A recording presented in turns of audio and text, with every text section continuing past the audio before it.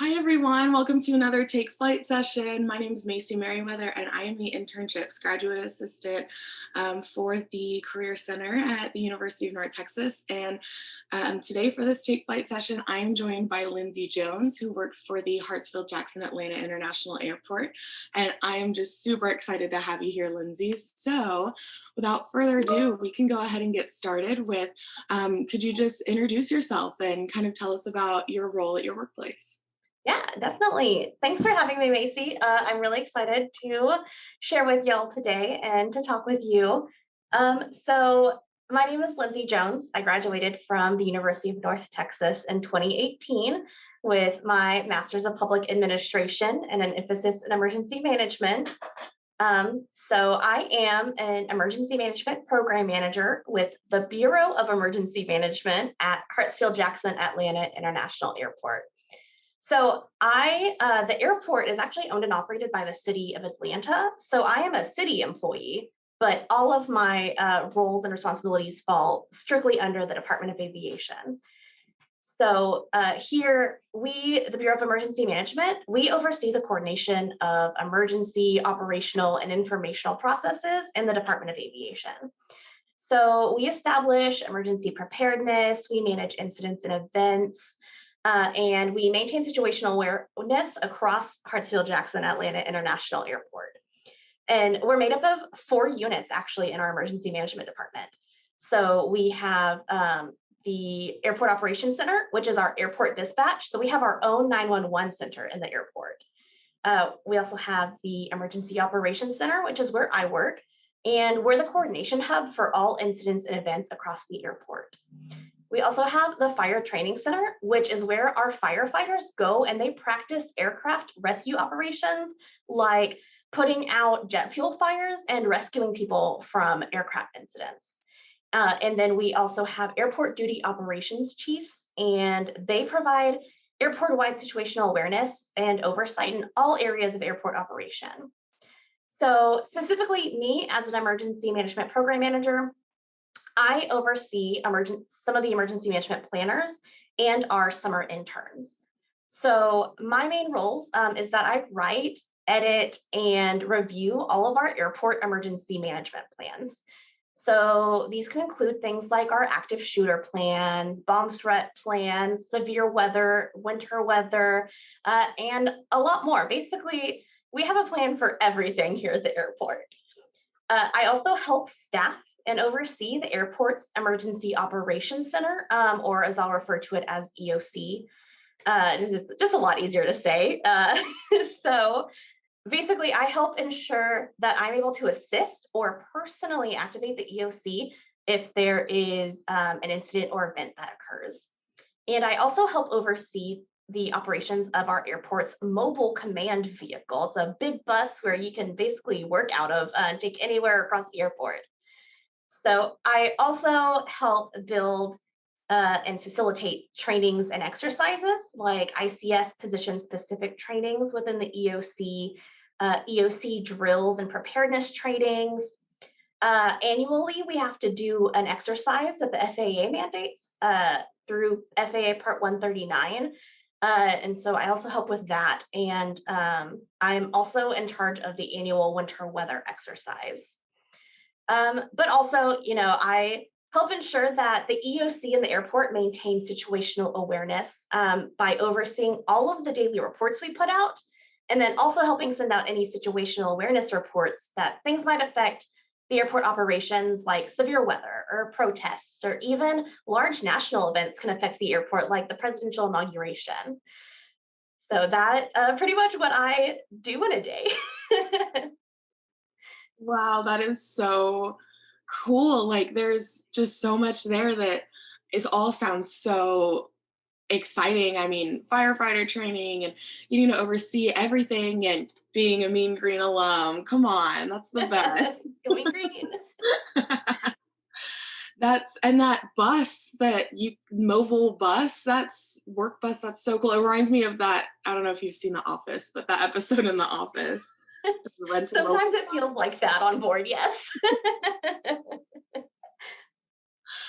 Well, that's so exciting. So tell us kind of a little bit about a day in the life of what you do when you get there and kind of what skills you expect to use on a daily basis, and as well as if there's anything that's not like explicitly stated in your job description that you actually do. Yeah. So one thing that I love about my job is that I really don't have a typical day because there's so much going on. So some days I might be at my desk spending the entire day working on plans. Other days are full of trainings and meetings, and they're nonstop from the time I get here till the time I go home, which is like today. And then there's other days where we might focus solely on situational awareness, watching the weather, watching events that are happening across the city of Atlanta or nationally.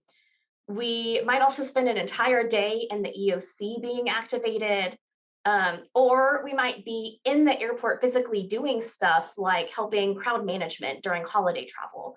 That's something that we're going to be doing this weekend with 4th of July. And so it's nice because it kind of gets you out and gets you out with people.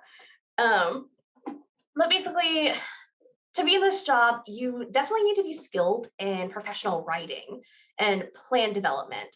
And you also really have to have excellent attention to detail and situational awareness. Another thing is, so we lead a lot of meetings and trainings and exercises. So you have to really be comfortable and skilled with public speaking.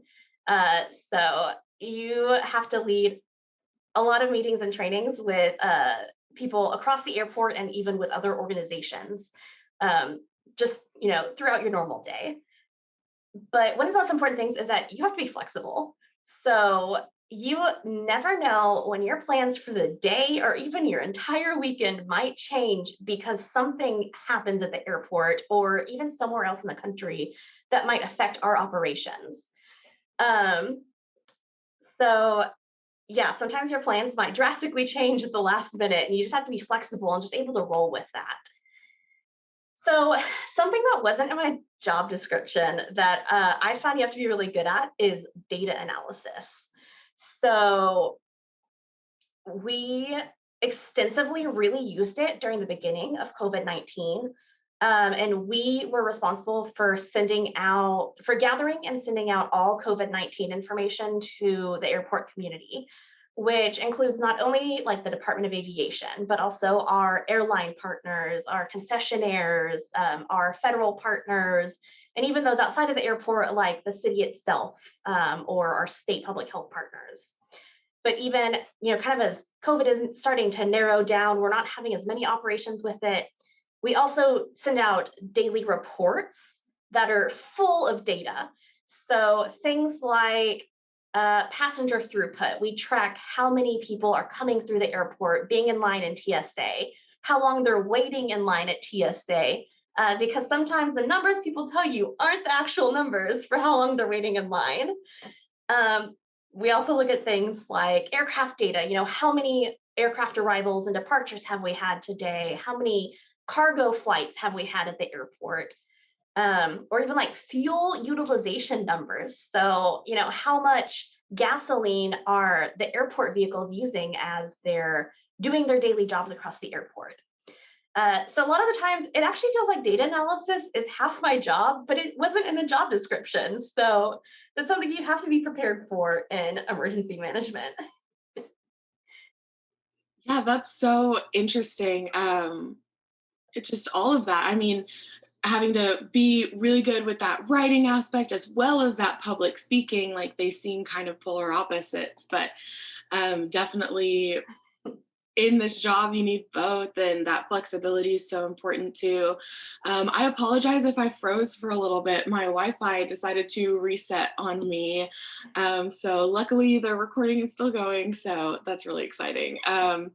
So yeah, what was your journey to like obtaining this position? You talked about being getting your master's in 2018, so I guess kind of tell us your whole journey from then on. So beginning in my master's, I knew that this job was my dream job. Um, and I guess really to start in high school. So I am from Oklahoma. I'm from Central Oklahoma. So I spent most of my life around severe weather, around personal preparedness, around community response. And I knew that I wanted to do something with that, but I didn't have the words for it. So being an Oklahoman, I thought I'd go into meteorology. So in 2012, I started my bachelor's at the University of Oklahoma in meteorology. But by the end of that first year, I just wasn't happy. It wasn't exactly what I wanted to do. And I was not a big fan of all the calculus we had to do. I am not a calculus person. So I was kind of lost. I knew what I wanted to do, but I didn't know how to get there. Uh, and then we had on May 20th, 2013, a devastating tornado hit Moore, Oklahoma. And just from watching the news and being there and helping respond to the incident, I actually learned exactly what emergency management was. And I said, that's what I want to do with my life. So I went out and I talked to emergency managers and I was like, how do I be you? How do I get there? So after talking with them, I changed my major and I ended up graduating with my bachelor's in communication and a minor in weather and climate studies. So I could do the weather aspect, but I didn't have to do the math. So I graduated in 2016 and immediately started my master's. So while I was in grad school, I worked to obtain as many leadership opportunities as I could because I knew that it would help me advance quicker in my career. So I was lucky that I was able to be the Graduate Student Council president for the 2017-2018 school year, while also being the president of the Public Administration Student Association that same year, and working an internship with the City of Denton Fire Department as a Homeland Security grant intern during that same year as well. So my second year of my master's was very busy, but I did all of that. And I also, while I was doing it, I took as many FEMA independent study courses as I could. And I also knocked out my FEMA IS 300 and 400, which every emergency management student knows how important those are to getting into the field of emergency management. They're basically like the basic requirements for getting a job or keeping a job past your first year of emergency management. So after my master's, I spent about 6 months trying to figure out where I wanted to go, what my path should look like. So I knew I wanted to be here in my current position, but I didn't really know how I wanted to get there. Like, should I move to Atlanta already? The cost of living is outrageous, but I could try and make it. Should I stay in Texas and use that UNT brand name to get an emergency management job there? Or should I just go back home, kind of save some money and look for things there? So I ended up going back home and I actually worked as an assistant manager at the local Olive Garden and I'd worked there for all 4 years of undergrad. So I just kind of went back and I kind of just reevaluated what I wanted to do. And I ended up in January 2019 starting a job with the Oklahoma State Department of Health as a local emergency response coordinator. So basically, in that position, I was in charge of planning for pandemics and bioterrorism events for a 5 county jurisdiction in central Oklahoma. And so while I was in that position, it was my entry level job. And I also took as many training classes as I possibly could through FEMA and the Texas A&M Engineering Extension Services, or TEEX. They travel across the country and give amazing emergency management classes. But I just took all these classes to bolster my skills and knowledge levels. Bless you. Um, and so I was pretty happy in my position. I liked it. I liked my boss. I liked doing what I was doing. But around Thanksgiving in 2019, I actually saw a job position open up for an emergency management planner at Hartsfield Jackson. And I really didn't think I was going to get the job. I did not think I was qualified for it at all, but it was my dream job, right? And so I was like, I'm not going to get this job, but I'm going to apply for it so that at least they know my name and they know my face if they interview me. And so in the future, maybe that'll help me out. well, I don't know why I fretted because I ended up getting the job as emergency management planner. So yeah, I left my public health job in February 2020, and I moved here about 2 weeks before the pandemic hit the United States and started this job. And within 6 months, I was actually promoted to my current position. So from not thinking I was qualified for the job to getting it and being promoted as soon as possible. So there's my journey so far. That is so exciting. I mean, just all of it. I'm so glad that you had that opportunity, especially in your undergrad of not really liking what you thought you would. And, that happens to so many of us in our undergrads of, oh, this isn't what I thought it was going to be. And I'm not having fun. And Yes. so I'm glad that you had that opportunity to meet with other emergency planners and get a better idea of what that was. Yes, Um, yeah, use your college time to reevaluate if you need to and just really find out what you want to do because, if not, what do you what are you doing the degree for? So, Yeah, it's so yeah. cool. And especially like, I mean, it just goes to show like just putting yourself out there and, I've definitely thought that with jobs I've applied for of, oh, I'm not going to get it, but at least they'll know who I am. Exactly. And then you end up getting it and you're like, oh my gosh, like you never, beat yourself down, always go for it, always do the trainings that you can when you can. And I mean, man, 3 years out of your master's in your dream position in the middle of a pandemic, like that's so exciting. Congratulations. Thank you. Thank you. It's definitely been a whirlwind. I can imagine, especially at an airport of all places. Yes. So, we've kind of mentioned a couple of really good pieces of advice in talking about your journey, but is there any other advice that you have for students trying to find a job in this field? And, you mentioned some organizations that you were involved in at UNT specifically. So, do you know of any student organizations or professional organizations that students could join to get more involved and be able to network more? Yeah. So I guess I'll start with just general advice I have. Just get involved with every opportunity you can. So whether it's training, volunteering, shadowing, interning, any even unrelated leadership opportunities, being involved in your student organizations, attending conferences, each activity that you take part of, you're going to gain a skill. And you might not think that that skill is useful, but there's going to be a time when you can leverage that for your future, and you're going to be so thankful that you took that opportunity. One piece of big advice I definitely have comes with interviewing. So, whether it's for an internship or an entry level position, just know your stuff.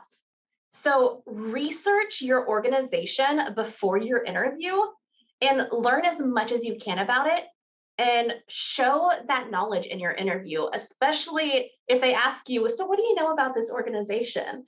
A lot of organizations ask that.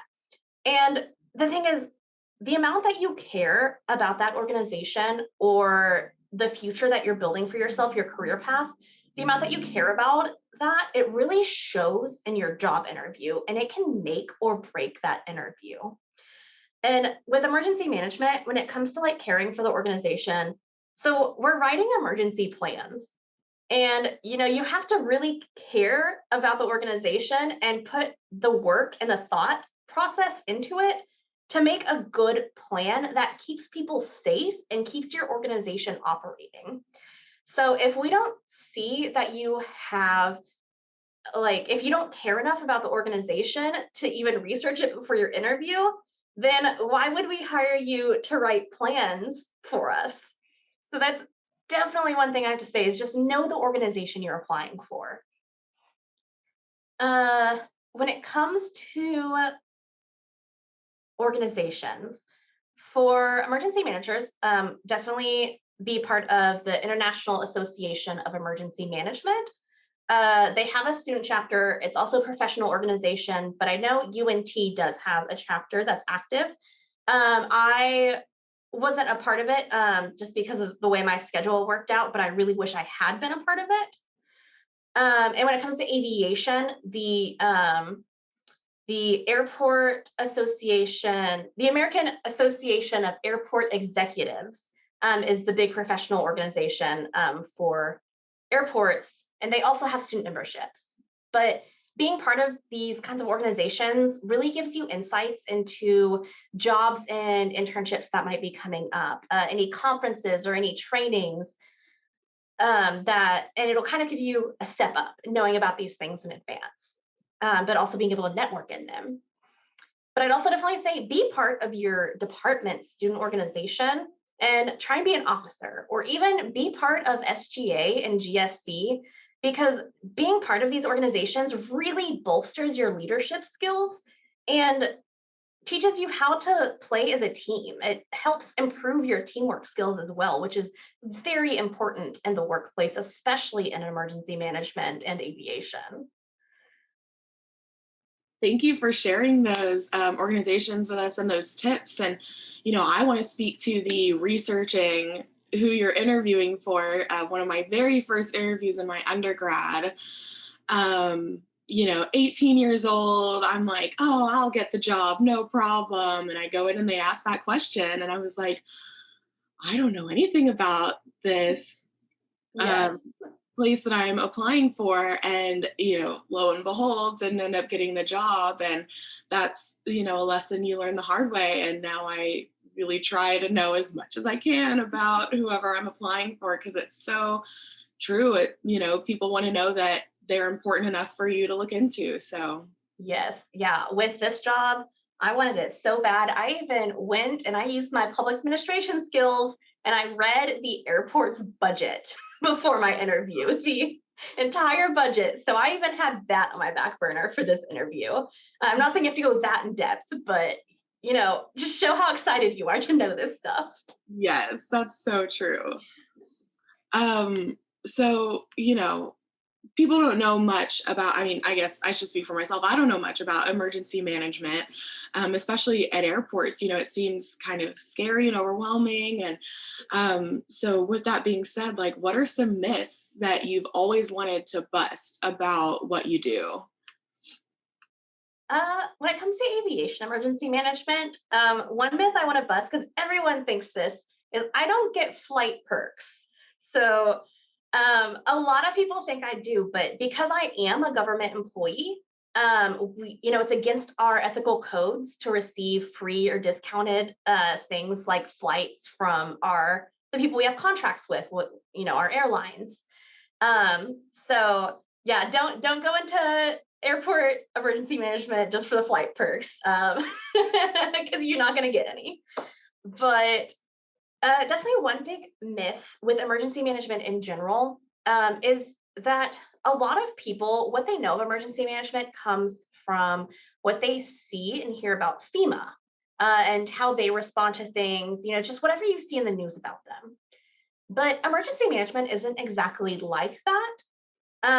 At least not, at the local level. Some emergency management organizations might be like that, but most of your local levels aren't. So we're not very response heavy. Our staff isn't. We have other people that do that, like fire and police and airport operations.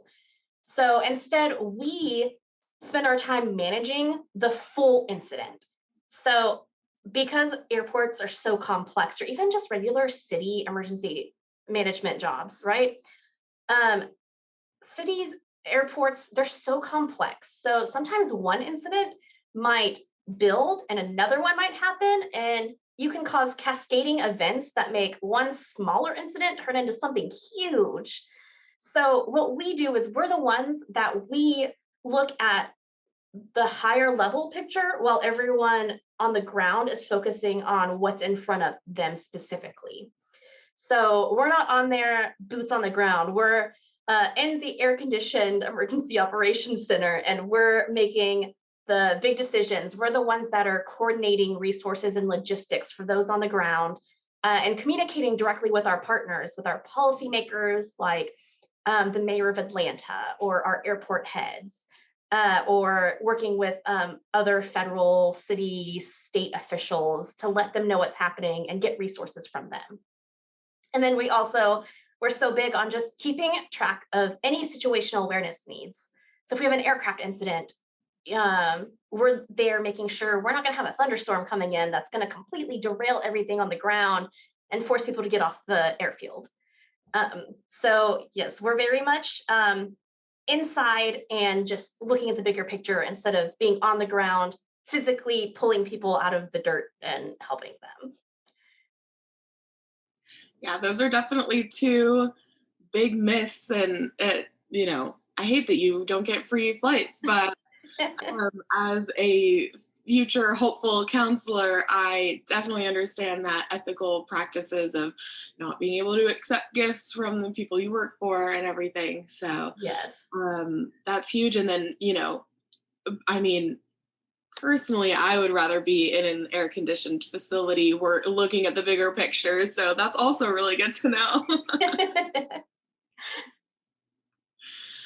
So, in that, looking at the overall big picture, um, if it does, how does this job like affect your personal lifestyle? And then, how do you practice self care if you do?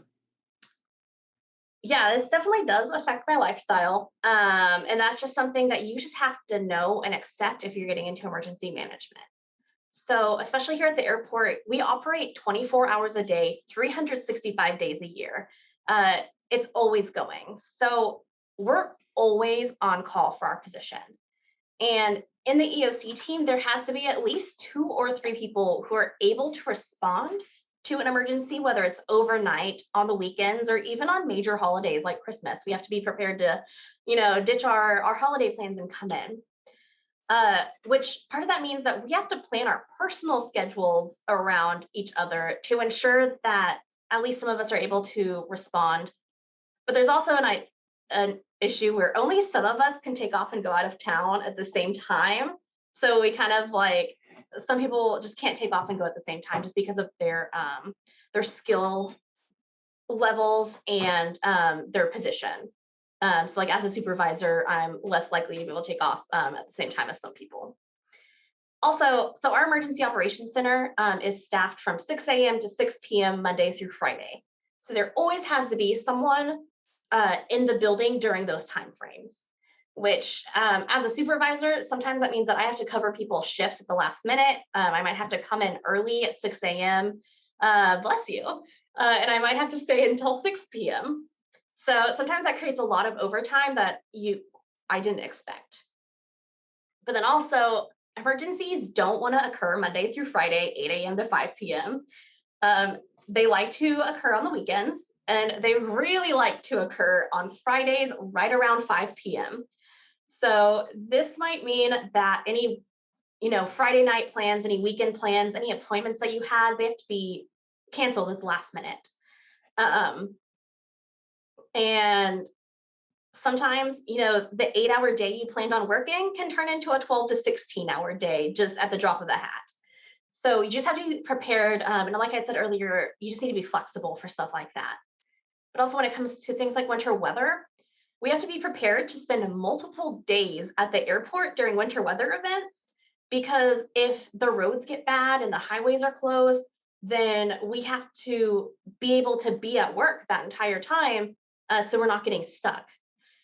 Um, but yeah, so being on call basically means we have to check our work phones a lot during the weekends and during our evening hours because we're always getting text messages about things that are happening around the airport. Things like violence, fire alarms, power outages, severe weather, aircraft incidents. So we have to always know what's going on and be prepared that if that text message we get is bad enough that we have to know we have to go straight in. So I spend a lot of my off time looking at my work phone, but I'm trying to get better at self care. It's something that I have started working on as COVID's kind of started easing. I've gotten vaccinated. I'm more comfortable going out. So I've started taking time for myself, turning off my work phone and getting a pedicure or getting a massage and just having me time. And I'm also planning a nice vacation where I could just leave my work computer behind and I can detach. So that's how I self care when I'm able to not have to worry about responding to things. Yeah, that is crazy, and something that I didn't think about. I mean, now that you've said it, it completely makes sense that you have to be on call all the time and, just being a part of that emergency crew. Um, but man, I mean, winter weather, having to stay in your office, that's, Yeah, I've always been a winter weather fan, and now I'm like, "Oh, I don't want winter weather." oh, no. Oh man. Does that happen like kind of often in Atlanta? Um, it didn't happen. It hasn't happened in the year I've been here so far, so so that's good. Um, the worst incident was in, oh, I can't remember the year right now, but there's a big snowstorm. People were stranded on the highways. It kind of came in around rush hour time, and people were here for, some people I think were here for like a week, because it was so bad. But crossing my fingers that it doesn't get that bad. Yes. Yes, that would definitely be a perk. Yes. So I have one more question for you, Lindsay, and you hopefully this one will be either super easy or really hard because you have to pick one thing.